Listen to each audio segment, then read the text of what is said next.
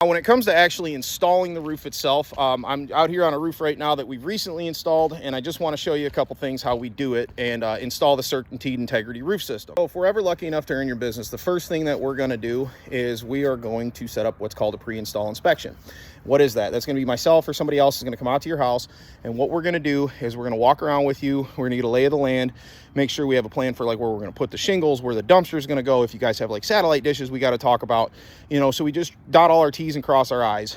We get up in the attic, do another inspection on the wood because, quite frankly, like measure twice, cut once, right? What we don't want to have happen is any surprises. Like it's construction, things do happen, but we're trying to eliminate as much of that as possible. And kind of the best way that we found to do that is just to do a pre-install inspection after our consultant's been out to make sure that we're all on the same page with everything. I'll set up your install date, everything like that, and it just helps a lot with customer service. Okay. Our goal is 5 stars all the way across the board, and that's one of the ways that we do that. So day of install, the first thing we're going to do is we're going to cover up all of your windows with plywood. We run tarps out across all the landscaping. We want to make sure and protect all that stuff because we don't want you to know that we are here other than the fact that you got a new roof on the house. So starting from the bottom, the first thing we do after we strip everything off of the roof is we inspect the wood. Want to make sure that wood's all in good shape, everything's nice and solid. You're not going to have any you know, soft spots or wet spots or mold. We've already done the mold inspection in the attic, and then the next thing we do is we install drip edge. So this is just metal aluminum that goes underneath the shingles, and it's like an extra layer of flashing. If you see that little lip on there, that's going to flick that water right into the gutter, keeps it off the fascia, make sure everything's draining the right way. Now we're going to go up on the roof itself. So a couple things that we do as far as the roofing itself goes, that's a little different, or a lot different than a lot of companies. So a lot of companies, when they come out, they're going to talk to you about like ventilation, and they'll just talk to you about like, hey, Mr. and Mrs. Jones, we're not going to put like these can vents on anymore. That's what that house has over there, and actually one in the background there too. Those are little box vents. That's the old school way of doing it. A lot of roofers will say, yeah, I'm going to give you this great ridge vent, right? Well, that's all well and good. That's your exhaust for the roof. So what that is that lets the heat out of the top of the roof, okay? The problem is if you just have that ridge vent and you don't have any air coming in the bottom, that ridge vent's doing nothing, right? It creates kind of a vacuum effect in there because it has no air to draw off of. It's like breathing, right? You can't breathe out if you don't breathe in first, and that's the same thing here, right? So even though we use an ridge vent, we also have to make sure we have balanced airflow coming into that roof. So that's the first thing we check. And the way we check it is we look at the house's soffits. Well, what is intake ventilation? Let me just show you real quick. So on newer homes, this is called your soffit right here, if you can see that. Try to zoom out a little bit here.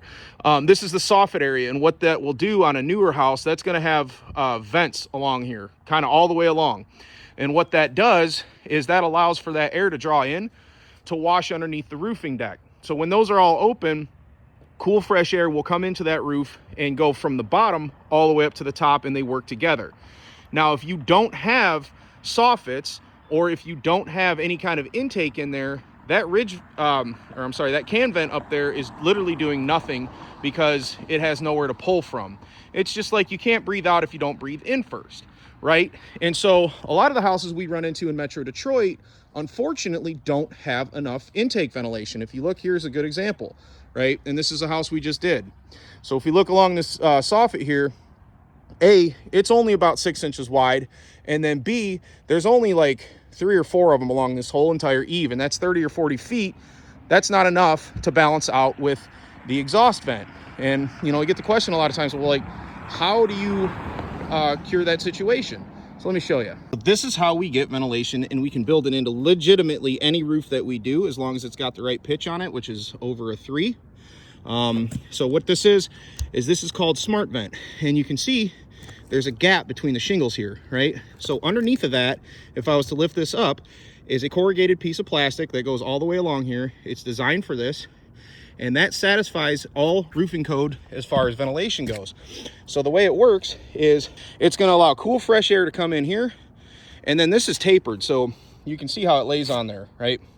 It doesn't stick up back here. Fatter down here, tapers down here, and what that does is that pressurizes that air as it's moving into the attic space. Now, how does the airflow go in there, right? And that's a good question. Well, you've got the ridge vent all the way at the top, okay? That's your exhaust. Hot air rises, it naturally draws it in there. And the cool thing about this being tapered, it's like when you put your thumb over a garden hose, it actually pressurizes that air as it's moving in there and shoots it all the way up across the roof deck. And what that's going to do is that washes that roof deck underside 24 hours a day, 7 days a week with cool, fresh air. It's going to keep a lot of your mold and moisture problems from happening. It's going to help with ice dams because that deck's staying nice and cool. The ice won't build up as much. And then also too, with that, you're going to satisfy your roof warranty, because the way shingles break down, and the reason they break down and they start to delaminate, is because they get overheated, and you'll start to see like the edges lift up and curling and cupping.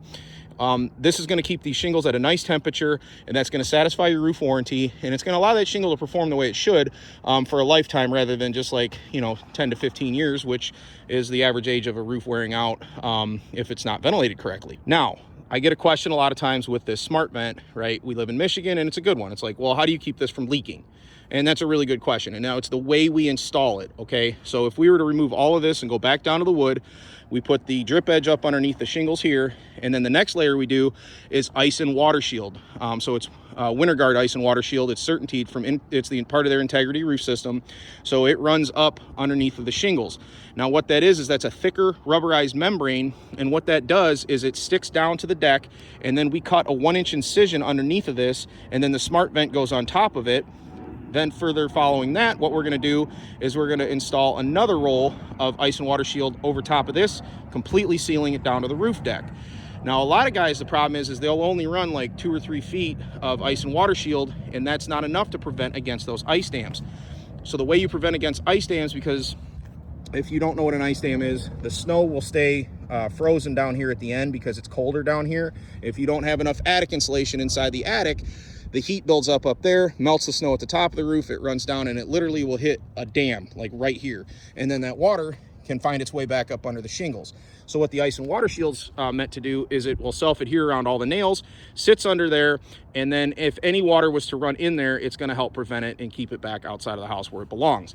The problem is a lot of roofers, when they cut corners, they don't run enough of that stuff because it's expensive, and they say it has to be 2 feet within inside the warm wall. So if it's not, then you're gonna have problems, because those ice dams can build up, believe it or not, all the way up to like here, and then you're gonna have other issues inside the attic. So we make sure we run a full 6 feet of ice and water shield all the way around, and then any kind of areas like this chimney here, we're gonna run ice and water shield around there. These are protrusions in the roof, right? Your pipe collars down there, we're gonna run them around that. And then like your valley here, we're gonna run ice and water shield down this. So we're not cheaping out on any of that, okay? Once that's all done, and we've got ice and water shield everywhere on this roof, then we need to go ahead and protect the rest of the roof decking, because shingles are not necessarily waterproof. There can be some water, wind-driven rains, things that get up underneath of them. So it's really important to put protection underneath here, underneath the shingles. So the old school way of doing it was tar paper. And if you're familiar with that stuff, it's essentially construction paper. The trouble with that stuff is it tears really easy, and as the roofers are running around on this roof deck, it can tear. If you get a tear in it, that's another chance for a leak. So what we use, it's called Roof Runner. Again, it's a must with the Integrity Roof System. It's a synthetic underlayment. So that goes underneath all of the shingles, all the way around the rest of the roof, protects everything, and then we can start laying the shingles. Now, to do that, the old school way of doing it was your old school roofers would go down to the eaves, and they'd start down here. Well, that's still where we start, even in the new school, but just that first course, okay, it needs a starter, it needs like a buddy system underneath of it, because each one of these shingles is like 3 feet long. So it's got a break in there, okay, a seam. Well, you have to have something underneath that one so that no water gets in there, and that's your starter strip. Well, the problem with like your old school ones is like they would take a regular shingle and flip it around backwards, nail it down first, and then put the course on top. The problem is there's an adhesive layer in there, and on the shingles, it's about 6 inches back, which means your edge has no protection from getting lifted up.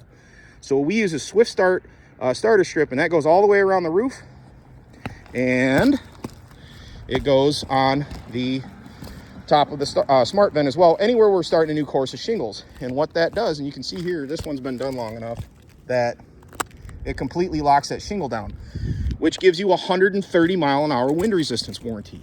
And if you live next to a big field like this, that can be a problem, High winds can be a problem. So when we use that starter strip, it makes sure nothing is going to fly off of this roof, and you get 130-mile-an-hour wind resistance warranty with that. Once that's done, we can start laying the shingles.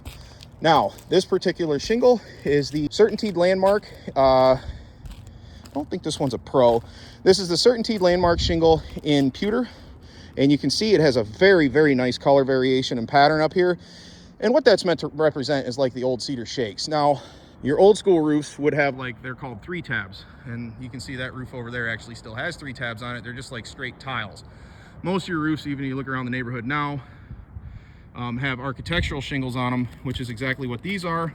And you can see they have these nice shadow reveal lines, a lot of different color flecks in the granules, and it just gives you that nice modern appearance, and it gives you a nice timeless look on the house, quite frankly. So we run those.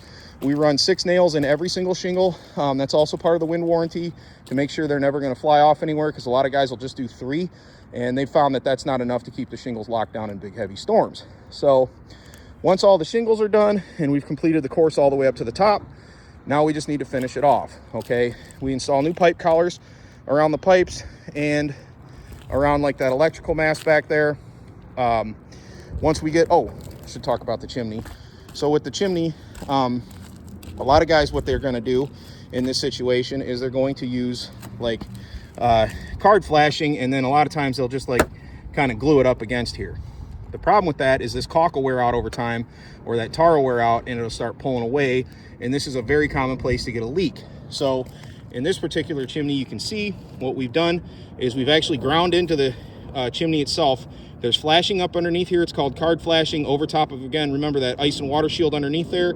And then we do, this is called counter flashing. So you can see this is bent. And the guys make it custom per every job. They bend it around. And the way that works is there's another layer underneath here. So it's like a handshake. And then this is ground into the chimney and tucked in there. And then we hit it with sealant just to make sure this is never going to leak. It's got a nice angle on it. Water's not going to sit in there, and you never have to worry about your chimney leaking. They also do kick out flashing on the bottom to make sure it's going to drive that water back out onto the roof, and that's the proper way to flash that chimney. Once that's all done, we just need to make this exhaust vent. So the way we do that is we cut and we get rid of the can vents, and we cut a ridge all the way across the top. It's about a 4-inch incision all the way across the top here, and then we put this ridge vent down on here. Now the problem is a lot of guys will use cheaper ridge vent. It's almost like a rolled SOS pad, and it goes across the top, and believe it or not, that can collapse in. And if that collapses in, that's going to cut your ventilation off. So, well, how is it going to collapse in? Good question. It can collapse in because of snow load, right? So we use, this is for North Country. This is CertainTeed's ridge vent, and you can see I can push on it. That's all my body weight, and it's not even flexing. It's never going to collapse. I replaced a roof last year in Brighton that actually had the Cobra ridge vent on here, and it did collapse. And the problem with that is it caused mold inside of the house. Then once everything's done, you can see what we have here are capping shingles. These are the Shadow Ridge capping shingles, part of the Integrity system again. And because the old school way of doing that was they would take like a 3-tab and cut them up like a regular shingle off that house over there, cut them up and then put them on here. The problem is those shingles aren't meant to bend. They're meant to lay flat. And you can see there's a bend in here, and that's an area that's going to wear out first, right? The other problem with that is they don't directly match the architectural shingles, the color, right? So what's nice about these Shadow Ridge caps is they are meant to bend. They're 3 times as thick. They will hold up to Michigan's elements. They're not going to break down, and they're going to match perfectly. And you can see they look beautiful with that roof color on here. So that's it. That's how she's all done. And then because we do this the right way, using the right correct materials, and we are factory certified installers, that gets you up to a 50-year non-prorated warranty, labor and material included, and you'll never have to worry about replacing this roof again. System nobody ever really thinks about is actually your gutters. So we make sure when we do a roof, we clean these out. We didn't replace the gutters on this house because we didn't feel it was necessary. But gutters are very important because what they do is they catch the water as it's running off the roof, and then they get it drained out to the downspouts. I guess there's not one on this side. And what that does is that gets that water out away from the foundation. Then after we clean the gutters, what we're gonna do is we're gonna run magnetic sweeps all the way around the outside. If you got little furry buddies and stuff, we don't wanna stepping on any nails, so we wanna get all that cleaned up, have all the refuse cleaned out of here so that you didn't know that we were here, other than the fact that, hey, I got a brand new roof. and I'm loving it. And then once we're done with all that, you get to see either my smiling face again, or one of our quality assurance managers is going to come out. They're going to do a final walk around with you. They're going to talk to you about all the things. If you have any questions, they're going to answer them. That way you have a full picture of what's going on with your roof. We're going to activate your warranty and make sure that, you know, you're just as happy with this roof as we promised, because that's our number one goal, is to make sure that you're having a 5-star experience with us, and we want to do everything we can to keep you happy. Thanks again for watching. I hope I explained everything okay. If you have any questions, just give us a call or drop us an email, and we'd be more than happy to take care of those questions for you.